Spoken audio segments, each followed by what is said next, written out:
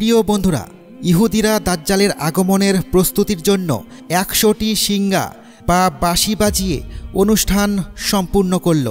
শীঘ্রই দাজ্জাল পৃথিবীতে আসবে, যাকে ইহুদিরা মাসিহ বলে সম্বোধন করে। ২৪শে অক্টোবর ২০২৫ সালে ইসরায়েলে এমন কিছু ঘটে গেল যা নিয়ে বিশ্বের কোনো বড় মিডিয়া একটি কথাও বলেনি। জেরুজালেমের এক বিশেষ পবিত্র স্থানে ১০০টি ট্রাম্পেট বা শিঙ্গা একসাথে বাজানো হলো। প্রায় ১০০ জন ধর্মীয় রাব্বি একত্রিত হয়েছিলেন এবং এমন একটি ধর্মীয় আচার পালন করা হয়েছিল যা শত শত বছর পর আবার দেখা গেল। আর এই সব কিছু এত নীরবে, এত গোপনীয়তার সাথে করা হয়েছে যে মনে হয় কেউ যেন ইচ্ছাকৃতভাবে এই ঘটনাটি লোকচক্ষুর আড়ালে রাখার চেষ্টা করেছে। কিন্তু আসল প্রশ্ন হলো, হাজার হাজার বছর পর এই প্রাচীন প্রথাটিকে কেন আবার পুনরুজ্জীবিত করা হলো? প্রিয় বন্ধুরা, এই ১০০টি ট্রাম্পেট একসাথে বেজে ওঠা কোনো সাধারণ সঙ্গীতানুষ্ঠান ছিল না। ইহুদি ধর্মীয় ঐতিহ্যে এই ট্রাম্পেটকে শোফার বলা হয় এবং এটি তাদের ধর্মীয় বিশ্বাসের এক গুরুত্বপূর্ণ প্রতীক। এই শোফার বিশেষ দিনগুলোতে এবং বড় কোনো পরিবর্তনের সময় বাজানো হয়। যখন এই শিঙ্গা বাজে, তার মানে হলো কোনো বড় বার্তা দেয়া হচ্ছে বা কোনো বিশেষ ব্যক্তিত্বের আগমনের ঘোষণা করা হচ্ছে। কিন্তু ১০০টি শোফার একসাথে বাজানোর ঘটনা ইতিহাসে খুব কমই দেখা গেছে। তাদের আকীদা বা বিশ্বাস অনুযায়ী এটি এমন এক বিশাল ঘটনার প্রস্তুতির লক্ষণ যার সোজা সম্পর্ক তাদের প্রতীক্ষিত মসিয়া দাজ্জালের আগমনের সাথে। যখন একটি প্রতীক এত গুরুত্বপূর্ণ হয়, তখন তা তৈরির পদ্ধতিও সাধারণ হয় না। এই ট্রাম্পেট বা শিঙ্গা কোনো সাধারণ ধাতু বা পিতল দিয়ে তৈরি হয় না, বরং এটি একটি মেষ বা ভেড়ার শিং থেকে তৈরি করা হয়।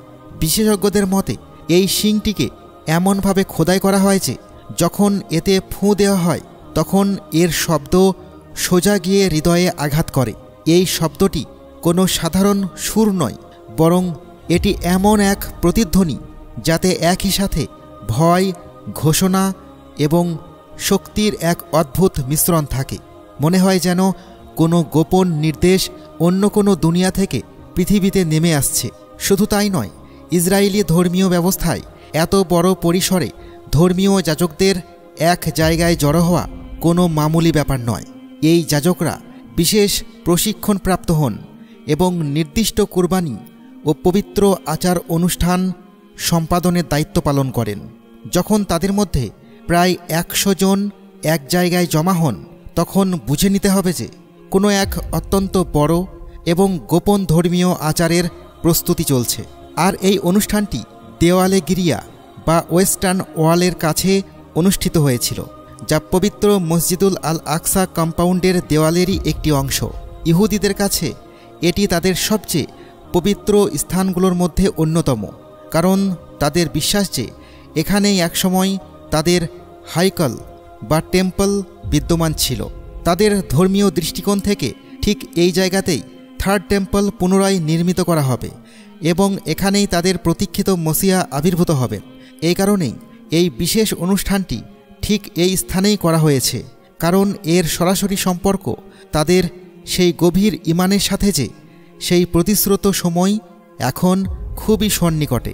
প্রিয় বন্ধুরা, মনে রাখতে হবে যে ইসরায়েল কোনো বড় ধর্মীয় অনুষ্ঠান হঠাৎ করে বা নীরবে পালন করেছে এমন ঘটনা এটা প্রথম নয়।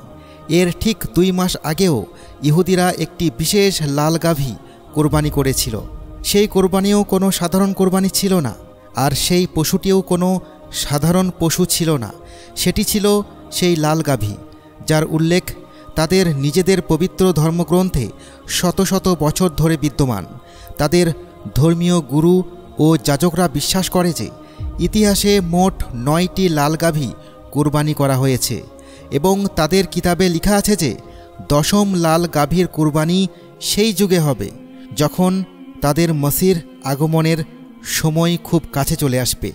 অর্থাৎ তাদের প্রাচীন ধর্মগ্রন্থে এই কথা স্পষ্টভাবে আছে যে ৯টি কোরবানি অতীতে হয়ে গেছে এবং ১০ম কোরবানিটি সেই বড় ঘটনাগুলোর ইঙ্গিত দিবে, যার সম্পর্ক তাদের প্রতীক্ষিত মসির সাথে আছে। এই কারণেই 2 মাস আগে তারা যে কোরবানিটি সম্পূর্ণ নীরবে সম্পন্ন করেছিল তাকে সাধারণ ঘটনা হিসেবে দেখা যায় না। এই কোরবানি তাদের দৃষ্টিতে পবিত্রতম পর্যায়গুলোর মধ্যে একটি। এই লাল গাভী খুঁজে পাওয়ার শর্তগুলো অত্যন্ত কঠিন ছিল। বলা হয় তাদের শরীরে একটি চুলও অন্য রঙের হতে পারবে না, না সাদা, না কালো, না বাদামি। তাদের শরীরের প্রতিটি চুল বা লোম অবশ্যই নিখুঁত লাল হতে হবে। সে শারীরিকভাবে সম্পূর্ণ ত্রুটিমুক্ত হতে হবে।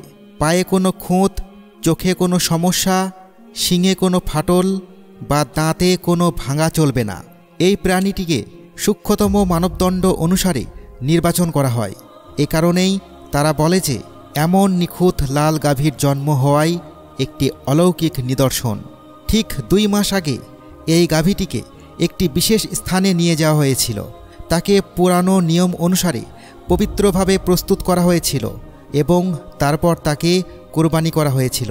কোরবানির পর তারা এই লাল গাভীটিকে সাধারণ পশুর মতো ফেলে রাখেনি, বরং এর মাংস এবং হাড় একটি বিশেষ প্রক্রিয়ায় পোড়ানো হয়েছিল। তারা আগুনের এই প্রক্রিয়াকে পবিত্রকরণের সমাপ্তি বলে অভিহিত করে। তারপর এই লাল গাভীর ছাই নষ্ট করা হয়নি, বরং সেই ছাই অত্যন্ত যত্নের সাথে সংরক্ষণ করা হয়েছে।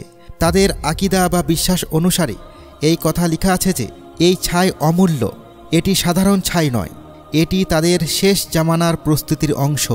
কারণ তাদের ধর্মগ্রন্থে এও লেখা আছে যে দাজ্জালের তাজপোশি হোক বা তাদের মসিহের আগমন কিংবা থার্ড টেম্পল নির্মাণ, এই ছাই সমগ্র প্রক্রিয়ায় ব্যবহৃত হবে। এই ছাই সেই সব পাথর এবং বিশেষ স্থানগুলোতে পবিত্র করার জন্য ব্যবহার করা হবে যেখানে তারা তাদের থার্ড টেম্পল বা তৃতীয় মন্দির নির্মাণ করতে চায়।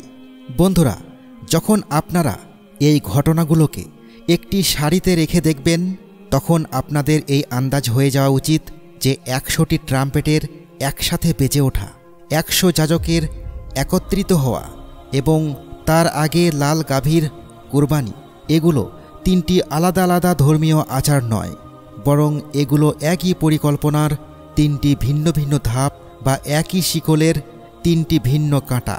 প্রথমে লাল গাভীর কুরবানি দিয়ে সেই দুর্লভ ছাই হাসিল করা, তারপর সেই ছাইকে লুকিয়ে রাখা এবং তারপর এই বিশেষ দিনে 100টি ট্রাম্পেট বাজিয়ে ঘোষণা দেওয়া, এগুলো কোনো কাকতালীয় ঘটনা নয়। এটি একটি সুনির্দিষ্ট পরিকল্পনা এবং এই পরিকল্পনার উদ্দেশ্য একটি বিশেষ লক্ষ্যের দিকে এগিয়ে যাওয়া। বন্ধুরা, আপনাদের জানিয়ে রাখি, তাদের ইতিহাসে আরও একটি অদ্ভুত এবং গোপনীয় রীতি আছে যা প্রতি বছর ইয়ম কিপুরের 1 রাত আগে পালন করা হয়, যাকে কাফারত বলা হয়। এই আচারে একটি সাদা মুরগিকে ধরে তা মানুষের মাথার উপর ঘোরানো হয়। তাদের বিশ্বাস অনুযায়ী এই কাজটি করলে মানুষের পাপ ওই মুরগির উপর দিয়ে স্থানান্তরিত হয়ে যায়। তারপর সেই মুরগিকে জবাই করা হয় যাতে ওই ব্যক্তি তার পাপ থেকে পবিত্র হতে পারে। এই কাজটি দেখতে হয়তো সাধারণ মনে হতে পারে, কিন্তু এর পেছনের উদ্দেশ্য অত্যন্ত গভীর। তাদের মতে বড় কোনো সিদ্ধান্ত বা বড় ঘটনার আগে মানুষকে নিজেকে পবিত্র করতে হবে। তাদের আরেকটি আচার আছে যাকে তাসলিক বলা হয়। এই আচারটি নদী, সমুদ্র বা কোনো প্রবাহমান পানির কিনারে পালন করা হয়। এতে লোকেরা তাদের হাতে রুটির ছোট টুকরো নেয় এবং তারপর তা পানিতে ফেলে দেয়। তাদের বিশ্বাস, যখন এই রুটি পানিতে পড়ে তখন এমনটা মনে করা হয় যে পাপগুলো পানির স্রোতের সাথে ধুয়ে দূরে চলে যাচ্ছে। এ কারণে এই জাতি যখন কোনো বড় ধর্মীয় আচার পালন করে তখন তারা প্রথমে এটিকে তাদের আকীদার অভ্যন্তরীণ নিয়ম অনুসারে ফিল্টার করে, তারপর তা পালন করে এবং বিশ্বকে ঠিক ততটুকু দেখায় যতটুকু তারা নিজেরা দেখাতে চায় বা উপযুক্ত মনে করে।